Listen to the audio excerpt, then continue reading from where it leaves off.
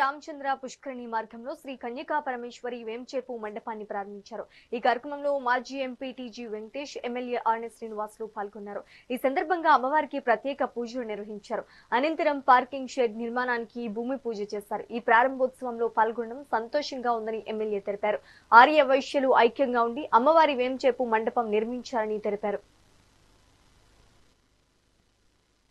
జరుగుతున్న ప్రక్రియ అందులో భాగంగా ఇక్కడ గోదా దేవుని తీసుకొని వచ్చినప్పుడు అమ్మవారి భద్రత కోసం ఒక సెక్యూరిటీ సెట్ గా ఇక్కడ వేసి కనక పరమేశ్వర టెంపుల్ లోకి తీసుకుపోవడం ఆనవాయితీగా జరుగుతున్నది.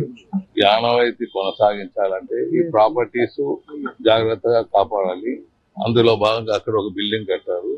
ఇక్కడ కూడా మా ఆరవయసు సోదరులు ఇక్కడ షెడ్ కట్టే దిశలో ముందుకు వెళ్తున్నారు.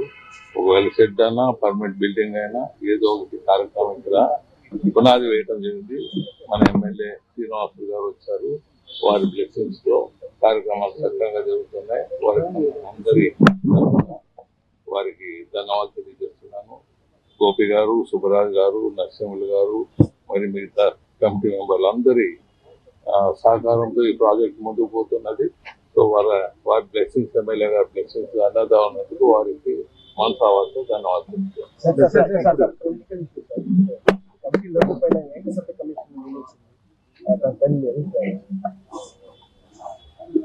ఇప్పుడు దానికి మనం ఏ కమిటీని పెట్టినా దాని మీద అభిప్రాయాలు ఏముంటాయి, నిజాలు బయటకు తీసుకుని వచ్చేటప్పుడు దాని మీద మనం పెద్దగా స్పందించే పని లేదు. జరుగుతున్న ప్రక్రియ అందులో భాగంగా